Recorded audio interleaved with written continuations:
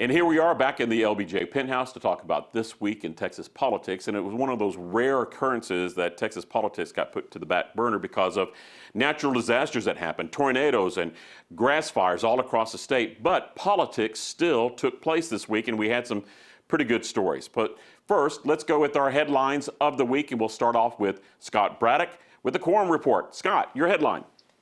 Ted Cruz for president 2024. Does anybody care? Stephen Dial, Fox 4 Dallas, your headline for the week. Political theater and Supreme Court hearing. Patrick Svitek with Texas Tribune, your headline for the week. I'll have to go with Cruz as well. Cruz dominates SCOTUS hearing, not always in the most flattering way. And let's go right into that Cruz Supreme Court hearing that took place this week. Got a little volatile. Scott, what struck you the most in this one?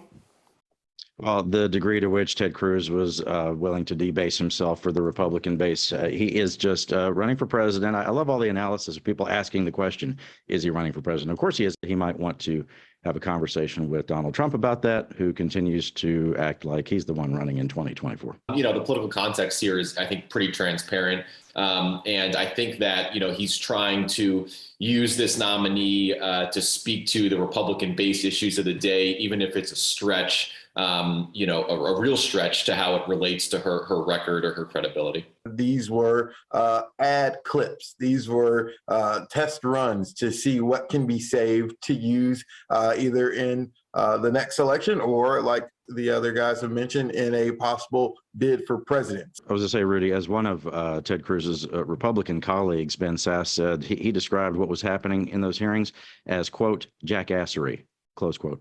I think Cruz is very narrowly focused on exciting not necessarily the entire Republican base, but the Republican base that watches Tucker Carlson every night, that is really tuned into the 8 and 9 p.m. and 10 p.m. blocks on Fox News every night, which is a subset of the Republican base. And so I don't think he's necessarily damaging himself among those people. But of course, among the broader electorate, I don't think he's doing himself any favors. I don't know how many persuadable voters there were for him in that space to begin with. But I think he's looking very narrowly at a very specific subset of the Republican base.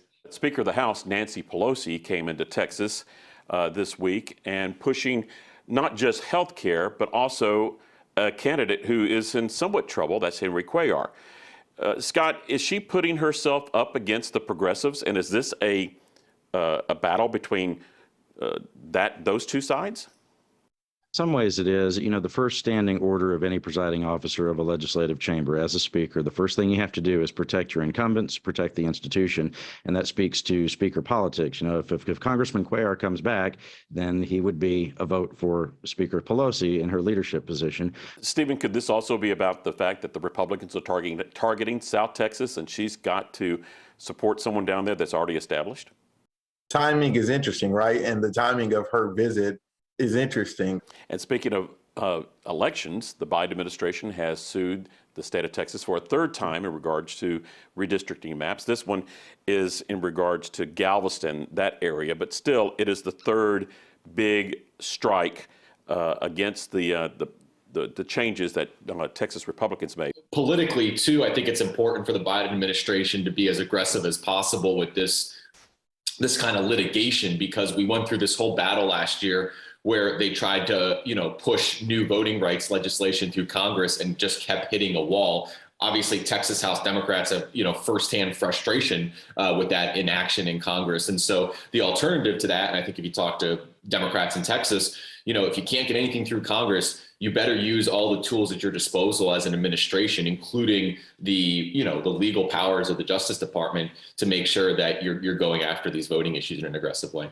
Do these natural disasters, Scott, become political? Where the political ramifications, it doesn't happen in the days right after that disaster. It happens in the weeks and months and even years after the disaster, when people still haven't rebuilt their homes, when people still have problems with, getting basic services.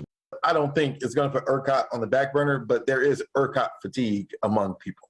For Abbott, though, this, I think, is a very welcome break for what had been a brutal news cycle. When you look at mounting issues over Operation Lone Star, issues in foster care in Texas. And with that, let's wrap up this discussion about this week in politics with our one word.